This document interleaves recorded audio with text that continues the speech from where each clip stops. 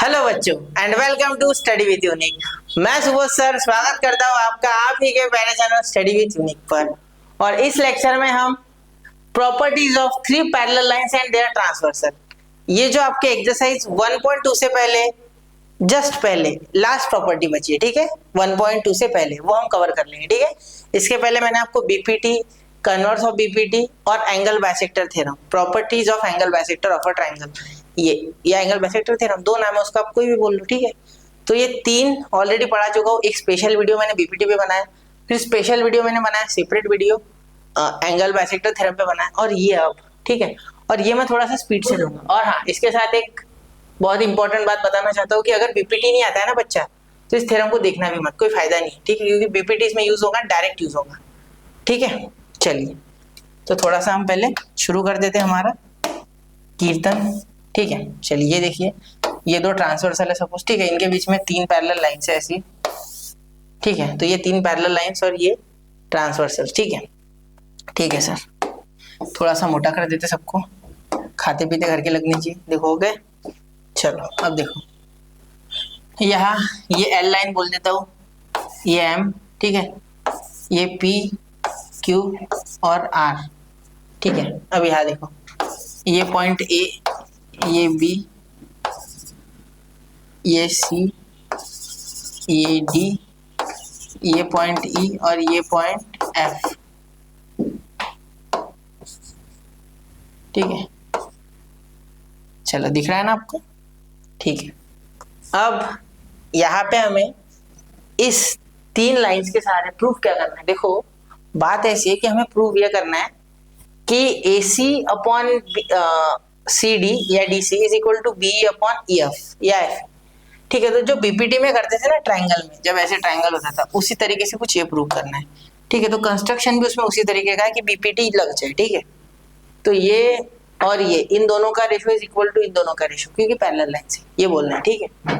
देखो, the ratio of the intercept made on the transversal by three parallel lines, intercept ये A C D B E F, ठीक है, इनका जो ratio है बोलते हैं, ठीक है, is equal to the ratio of the corresponding intercept, मतलब इसके करस्पॉन्डिंग ये, इसके करस्पॉन्डिंग ये, इसके करस्पॉन्डिंग ये, ठीक है, by the same parallel line. मतलब ये पैरेलल लाइंस पे अगर इंटरसेप्ट इस पे बना रहा है, इस पे बना रहा है, इस पे बना रहा है, और इस पे जो इंटरसेप्ट बना रहा है, इन दोनों का रेशियो, अगर इसका रेशियो 1/2 है तो इसका भी रेशियो 1/2 होगा, ये उनका बोलना है, ठीक है।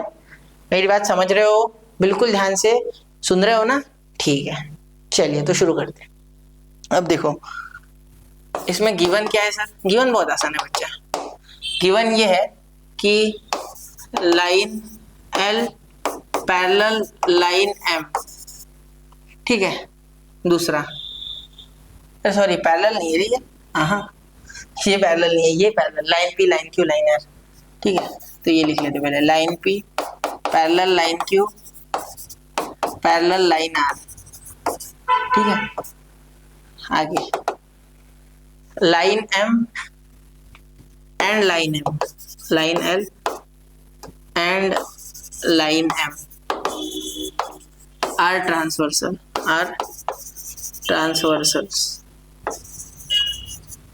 ठीक है। तो अब ये लिखूं क्या, line L intersects PQR at point ACD and line M intersects at BEF, कोई जरूरत नहीं, दिख तो रहा है ना, तो मैं नहीं लिख रहा हूँ, वो नहीं लिख रहा हूँ मैं, ठीक है। डायरेक्टली टू प्रूफ लिखता हूँ, तो टू प्रूफ वो आप लिख लेना चाहिए। तो क्या लिखोगे, line L intersects line PQR at point ACD respectively and line M intersect PQR at point BEF respectively, ठीक है। तो ये आप लिख लेना, ठीक है। ये मैं छोड़ रहा हूँ, मैं नहीं लिख रहा हूँ, ठीक है, वो आपके भरोसे, ठीक है। इतना तो कर लो, करोगे ना? बिल्कुल सर करेंगे, ठीक है।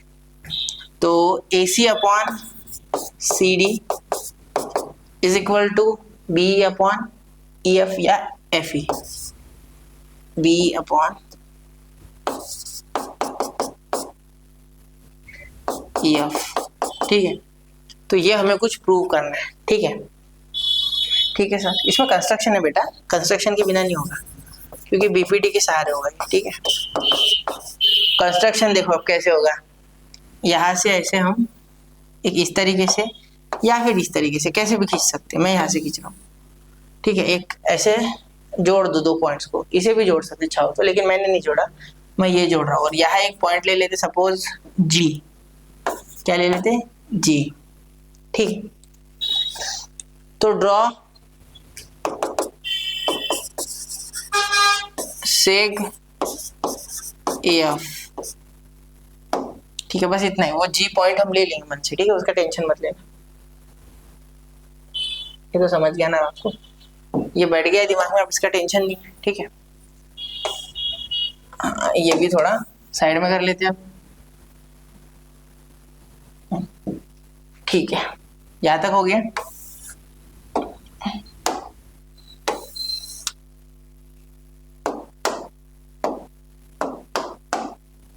ठीक है, अभी ये बाजू में लिखते प्रूफ, ठीक है, प्रूफ प्रूफ प्रूफ, ठीक है, वाटर प्रूफ नहीं प्रूफ, ठीक। अब देखिए यहाँ मैंने ये जो लाइन निकाली, इसके सारे में बीपीटी लगा सकता है, मैं थोड़ा जल्दी ले रहा हूँ ये थ्योरम, ठीक है, क्योंकि मैं मानता हूँ कि बीपीटी आपको आता है, ठीक है, मैं ये समझ रहा हूँ, ठीक है।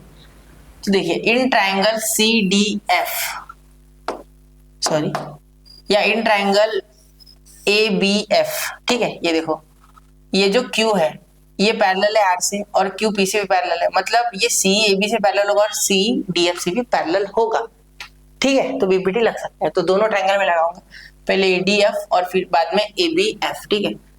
तो इन ट्राइंगल ADF, ठीक है, in triangle ADF Q line Q parallel line R, ठीक है, line Q parallel line R given है, ठीक है। Therefore by BPT AC upon CD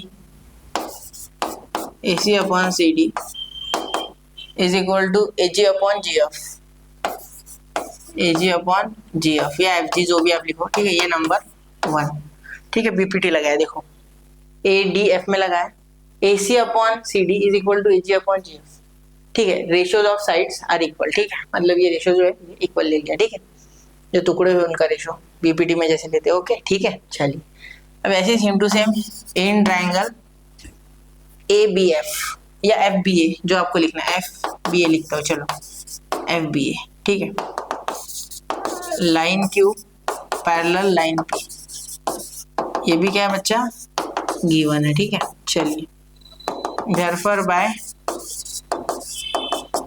BPT, therefore by BPT, ठीक है, यहाँ लिखेंगे EF upon BE, EF upon BE, EF upon BE is equal to GF upon AG, GF upon AG।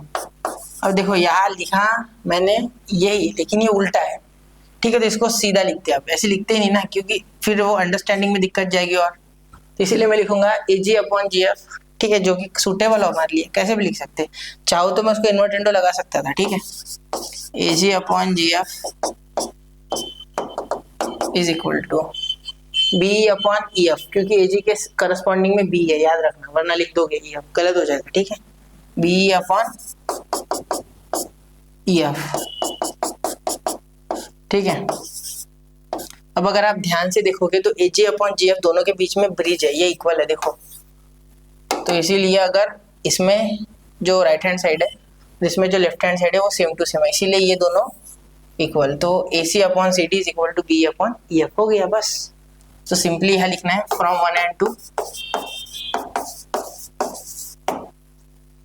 and 2 AC upon CD is equal to BE upon EF, AC upon CD is equal to BE upon EF, ठीक है, हो गया भाई proof, ठीक है, hence proved, hence proved, hence proved, okay,